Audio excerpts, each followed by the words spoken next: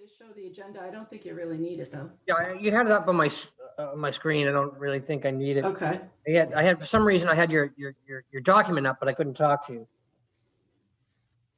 So I'll now call to order the February 10th, 2021. We just lost you. You can't hear me? No, I heard him.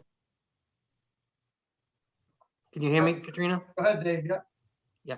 So I'll now call to order the Sorry, it's mine. February 10th, 2021 meeting of the Middleton Planning Board. Please be advised that all meetings are video recorded and broadcast live to the public. And I think, Katrina, you were talking about doing the minutes. I was not here last month, so I won't be voting on those.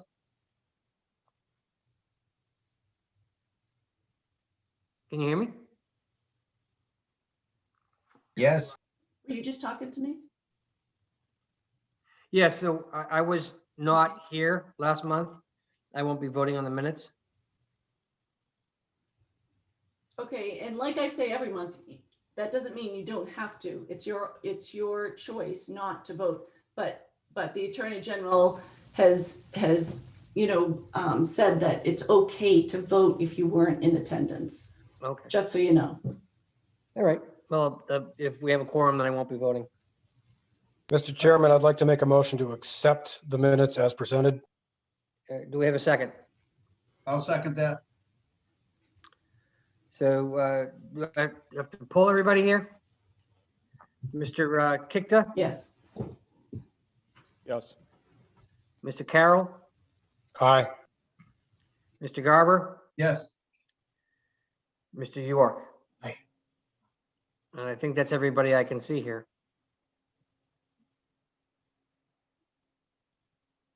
So the motion carries. Katrina. Okay.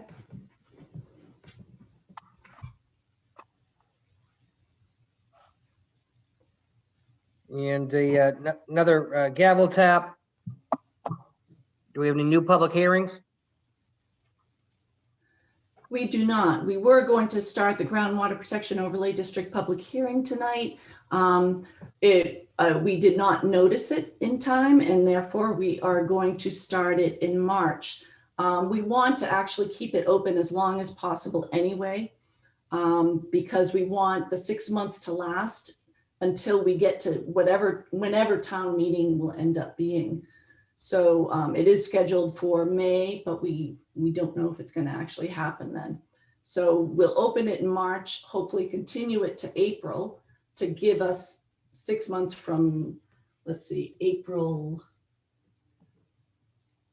14th, which will give us a good amount of time to have the town meeting and vote on that warrant article.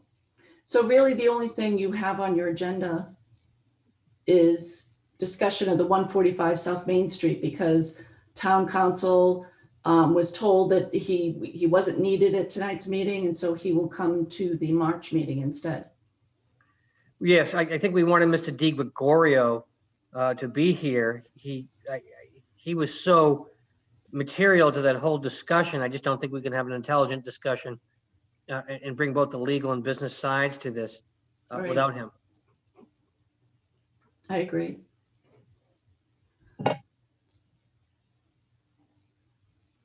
So all you have on your agenda before adjournment tonight is discussion of the 145 South Main Street letter. And is that the letter regarding the clear cutting of Yes. the lot? Mm-hmm. Yeah, that is something I think I initially brought that up because I was appalled. And what's the provenance of this letter? Where's it coming from? Who wrote it and why? Mr. Chairman, I wrote the letter. Brian York did some edits to it for me, and then Katrina can continue to edit a little bit as well. Basically, the letter states that we highly recommend and would appreciate their putting a row of arbs or the like along the back wall to protect the children, so that there's not an open see-through, where the playground is and that sort of thing. Yeah, I think Katrina had said that she believed at one point that they had done it for safety reasons. They didn't want people under those trees. I think typically clear cutting goes on when somebody's trying to highlight the size of their lot to make it bigger and more attractive for sale. I don't see them doing anything to install any other, mobile restaurants there. Maybe they're going to do it in the spring, but I don't really credit the representation that was done for safety reasons. And I fully agree with what you're writing in that letter. I've been giving this a lot of thought since when this came up. And I think if you look at this approved site plan, I think he did what was on the site plan. I don't think he violated anything. It looked, if you look at and try and figure it out by scale, the buffer there, it looks like it's only about 5 feet because there's a 10-foot mark on top to the parking, and it looks like the buffer is only supposed to be half of that. So that's about 5 feet. I think the letter is a little adversarial, and I think maybe it'd be better if Katrina or the building inspector gave him a quick phone call and said, "Did we have some concerns? What do you think?" And had a conversation first. I think when you get a letter from town board, be it a business person, I think it starts off adversarial as if you did something wrong, and he didn't violate the site plan. Has anyone talked to the school superintendent or principal? Do they have issue with it? I would think it would be more maybe coming from them or consulting them, but those are my thoughts. I'd like to hear what everyone else thinks of that. I can tell you that the school is meeting with the building commissioner on Friday just to go over the site plan. They do have some concerns about the lack or that you can see right through, and there's no buffer now.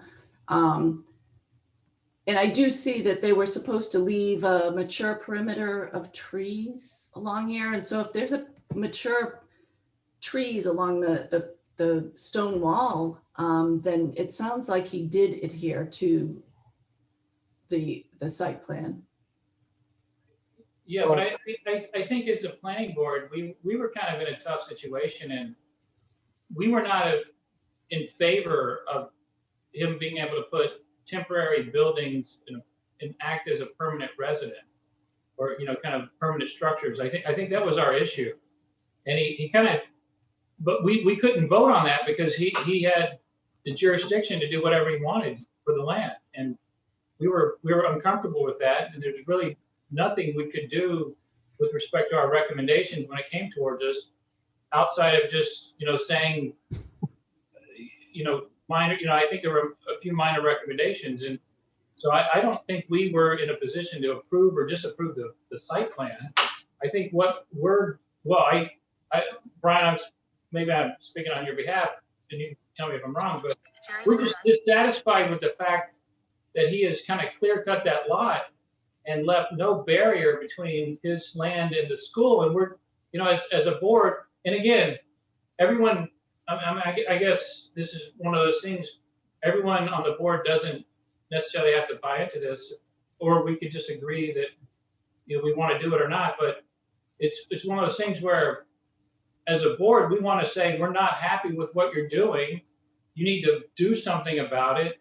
And if you don't, that's your prerogative. There's nothing really we can do, because there was really nothing we could do when he put, all these, food trucks on there. So I think we're just saying we're displeased with what you're doing or how you're handling the lot, and we want you to do something about it. I think if I may, Jeff does have a good point in that he has followed, the site plan that was approved. And so maybe the planning board could take the tack that we know that you're following the site plan that was approved. However, could you do this for the safety of the children and appeal to the owner to do something extra and go above and beyond so that he doesn't feel like he has done something wrong? Katrina, I agree with you, and Jeff, I agree in your theory that going and having a conversation is generally more neighborly, if you will. My feeling is when I was writing the letter was a couple of things. Number one, the wording there is being used interestingly in that any attorney or corporate lawyer can tell you that mature perimeter trees, that's exactly what he did. He did exactly that. There are very, very tall pine trees there, but he clear cut all the bushes that are at any, human level to be able to see through. So he adhered to that. But at the same time, I think he and his representation knew that we weren't very happy about this in the first place. And I think, as I was taught in the corporate world, leaving a paper trail of the back and forth is a safer thing to do if it ever goes sideways legally. I guess my input is I didn't read the letter as particularly adversarial. I think the letter says very clearly we don't have any jurisdiction to cause you to do this. We're asking, and here's why. I would not object to adding in the wording that Katrina just suggested, which recognizes what Jeff said, which is, basically you didn't do anything wrong to the letter of the site plan or your rights as a property owner. So we can certainly acknowledge that, in the letter, I think. I would still personally support the letter as written, or if we want to make that amendment. But I guess that's my suggestion, is maybe we just add in that phrase to recognize that, you didn't do anything wrong. If our concern is the openness to the school, if Katrina just told us the school is gonna meet with him on Friday, wouldn't it be better to see how that conversation goes? Because if who's meeting, the principal, superintendent, who's meeting on Friday, Katrina? I'm sorry, I'd rather not say because I probably shouldn't have even related that information. It was privy to me. I was just CC'd on emails, and I happen to know that they are concerned and that they are going to be meeting with the building commissioner. But I think that's great. I think that might be more appropriate to see how that goes first, because they're the ones affected. The owner of the property might be more willing or sympathetic to the school than to us. I think that might be a better avenue to see if this gets resolved, and through the planning board that, we had a chance, we had a bite at the apple, and we didn't object at the time we voted on it. I think it's more appropriate to see how that conversation between the school and the landowner goes, and that might solve the whole thing. Yeah, but Jeff, I'm not sure we didn't object to it. I mean, we voiced a lot of concern about what they were doing there, but we had no recourse to do anything other than make some minor modification recommendations. We could not tell them that they could or could not do what they were doing. So I think we had significant concerns about them putting those food trucks there. And we really had no recourse. Our hands were tied. I don't know if I agree with that. I think that any member, all the members had every right to give a negative recommendation if they wanted to at the time. And no member chose to give a negative recommendation. We did talk about less trucks, but we always have a right to give a negative recommendation. That was the time, and we did not do that. I don't recall, but I might have voted no, but I don't recall. I don't believe it was unanimous. And quite frankly, if we think of it in that way, Jeff, then we showed good faith to the owner to allow him to do this, even though he was starting to use the property in a way that we weren't very happy with, or at least were concerned with.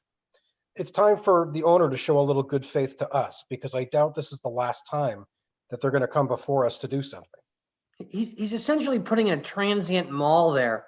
And I remember one of my comments was, somebody else said, well, if these had been permanent structures, he shouldn't be able to evade regulation because they're not permanent structures.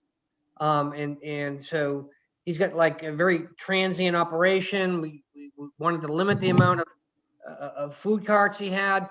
There was debate about that. you know, and I also stated that I think because of the traffic coming in and out, that there's nothing more central to our jurisdiction. And, you know, I don't think we've completely explored our jurisdiction with respect to that. You cannot put in a high traffic driveway next to a school and avoid regulation. You know, it might be something to look into. It might be something to ask town council about.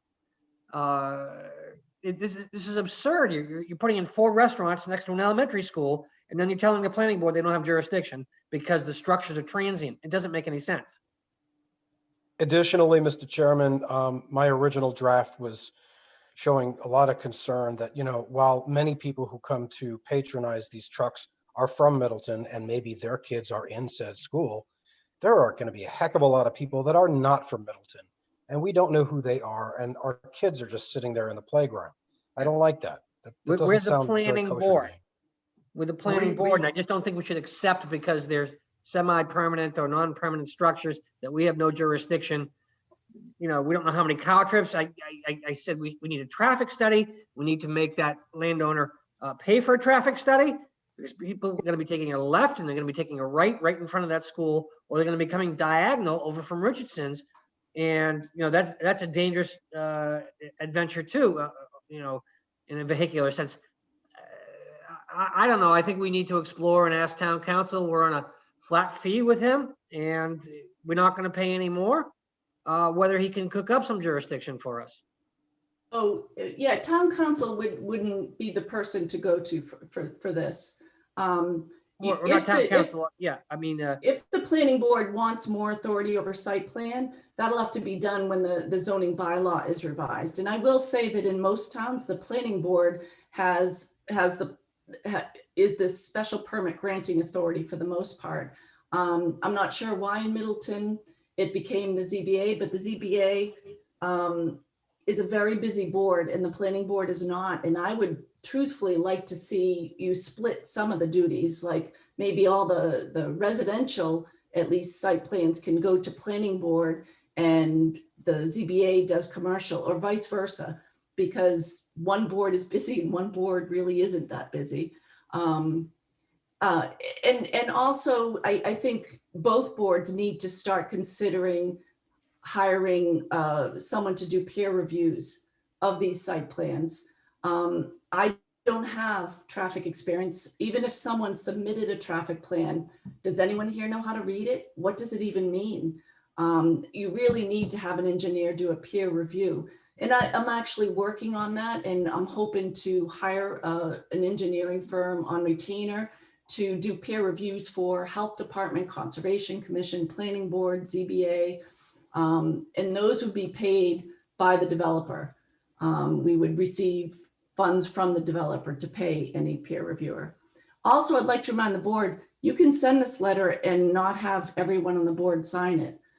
You can just take a vote and have the people that approve the letter sign it, and the board members who did not approve it will be listed as voting against sending it.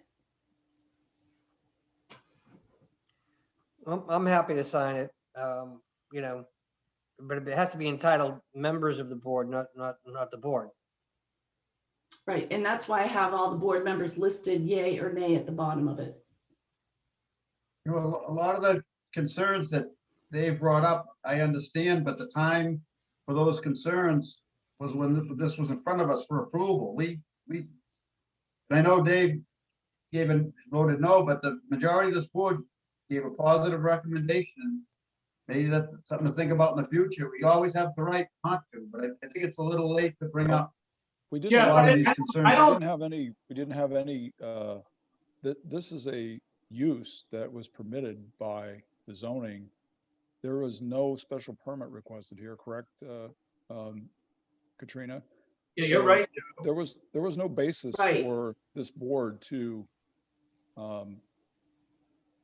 we didn't have a means to, we requested, as I recall, screening around the porta-johns and, Mhm. you know, we talked about the lighting and things like that. And some of those were, I think, built into some of the recommendations we made to the ZBA. But I think the issue was there was the board didn't have any standing to deny this use. Am I right, Katrina? Right, and so the planning board doesn't have much authority at all.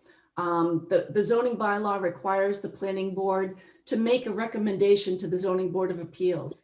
If they don't make a recommendation within a certain amount of time, the Board of Appeals can just move on.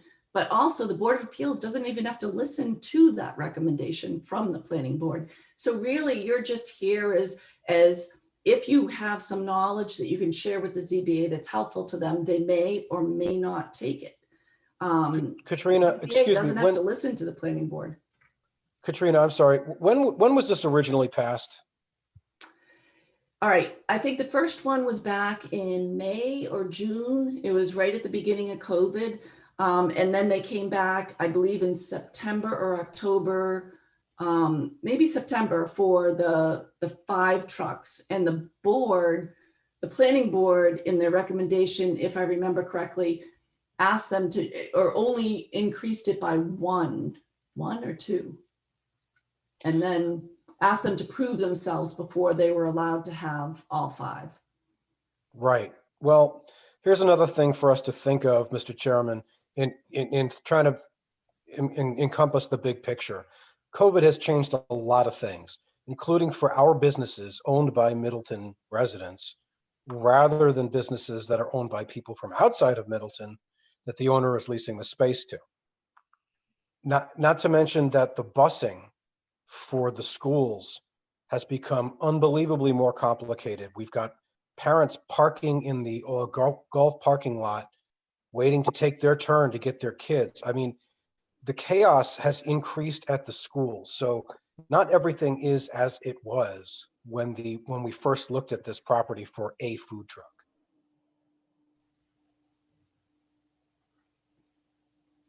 All we're talking about is the screening. We're not talking about going backwards on anything else. But No, we're not. anybody- I'm just suggesting that, I don't want to give an inch and see somebody take a mile, especially not in times as they are right now. There was a car for sale on the corner of the lot for a couple of months or something Yeah, I in hate front of the that. school. I think the sensitivity about the school is way less than it should be. I'm not sure how this will come across, but there is something to be said for the town of Middleton being aware that their elementary school was next to a commercially zoned lot that could be built out completely. And I mean completely, because I don't even know where the residential zone is. Is the school on residentially zoned land or business? I forget where the line goes. It's somewhere close to there. The town could have protected themselves, or the school could have protected themselves by putting in a buffer, knowing that this lot could have been developed. We do want our commercially zoned lots to be developed to their fullest extent. And so you have to look at that side too. Why should they have to have a buffer? Why couldn't the school have had a buffer? And I know I'm definitely playing devil's advocate here. Well, schools are not for profit for starters, so there's nothing to dig into except for more taxes to do that. They can't plant anything this time of year. Would anybody be going to have Katrina report back to us next month how the meeting between the school and the landowner I'm not goes? going to be at that meeting, and I don't even know if I'll know what happens at that meeting. And I we just didn't know hear- that it's we didn't going to hear the- happen. And that was hearsay, really, what. Because the Katrina whole said. thing might get solved on Friday. There's no indication the landowner was involved. That was between, Yeah. as far as Katrina knows, that's just between the school and the town. I know it's happening, and I'm not sure it's going to get anywhere. Right. Yeah, I mean, I guess what's the downside of sending a letter? Yeah. It's Yeah, I just think saying, that's, we're cognitive of the fact that you kind of clear cut your land. We don't support that. And we're just asking you, because we really had no recourse when you first came to us, and we didn't put that in there, but we're not pleased with what you're doing. So at least do something to put a buffer there. That's all we're asking, put a buffer there. I don't the see any letter's a little downside. bit adversarial. I just don't see any downside to it. I mean, we bicker about, the lighting that goes up and it's not in, becoming of the neighborhood and things of that nature. And yet, we're just saying what you've done is not becoming of the nature of the businesses on 114, and just put a buffer up. I don't see it as adversarial. I can go through the letter too and really take out anything that is really adversarial. Yeah, if you want to tone it down a little, but I'll sign it the way it is. I don't have a problem. If you want to tone it down, that's Okay. fine. Because I think do there's think an it's worth inaccuracy in it asking that- him if he would do it. I don't, where it says we gave a positive recommendation, I think the planning board's recommendation was only for 2 extra trucks. So we really didn't give a positive recommendation. Right, that was the second time Your around. point, Jeff, I don't think, we didn't give a recommendation at all, because we just made recommendations as to how we might want them to modify what they're doing, because we had no say over, he could still put 5 trucks there. That was not our decision to make. We were just saying, instead of 5, maybe you should put fewer. Right, that was our recommendation, I believe. Yeah, it was, yeah. I think we were kind of caught between, rock and a hard place, in that we couldn't say no. Okay, but at the same time, in the back, it says mature perimeter trees to remain. And even using that language in how we thought of it at the time, we can say, look, you've got a few, but there's not enough.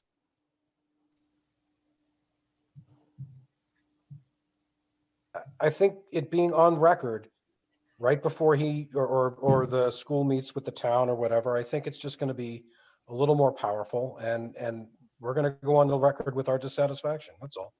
Okay, so I'll ask for a motion to send this letter as is, and if not, we can send it in another form.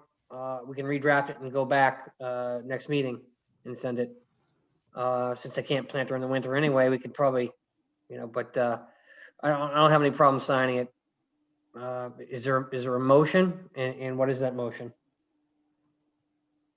All right, Mr. Chairman, I'll make the motion to send the letter with slight editing at Katrina's discretion. You know what? Who's voting here? Nick isn't here either, so am I assuming that Joe is voting? Yeah, Joe's voting unless, Mr. Carroll, is Joe voting? Sure. Mr. Garber, is Joe voting? Yes. Mr. York, is Joe voting? Yeah. I vote that Joe votes. Okay. Vote, Joe, vote. That was funny. So, okay, so there's a motion, and this is, I think we can give Katrina some editorial discretion to send it, because it's not a real legal thing. It has no real legal effect, So she can probably tone it down a little bit. Maybe tell them it's coming. That might help. Yeah, I think Mr. Curry is a nice guy.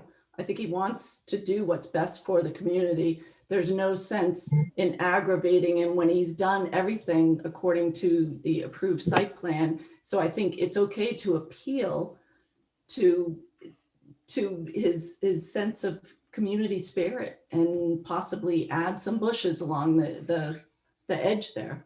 I agree 100%, Katrina. I just think the proper way would be to start with a neighborly phone call and see where that goes. And then if we get nowhere, maybe an official letter. I just don't think the right way to start the conversation is this official letter, but I absolutely agree there should be a buffer there. I just don't agree with the method that we're trying to accomplish it.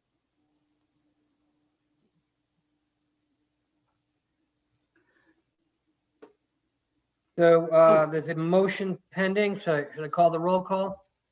Was it seconded? Or is it seconded? I'll second it. All right, so I'll call it. Mr. Kikta, Yes. Mr. Carroll, Aye. Mr. Garber, No, Mr. York, Aye. I vote aye. All right. I'll send out the edited version before it's sent out. And I think that's the end of the agenda. There's nothing reasonably anticipated and there's no hands up, right, out there? I haven't checked for a while. Let's see, there are no other attendees. I'd just like to do that for the record, so we can close out. Is there a motion to adjourn? Yeah, I'll make the motion. Okay, no second necessary, and we're adjourned.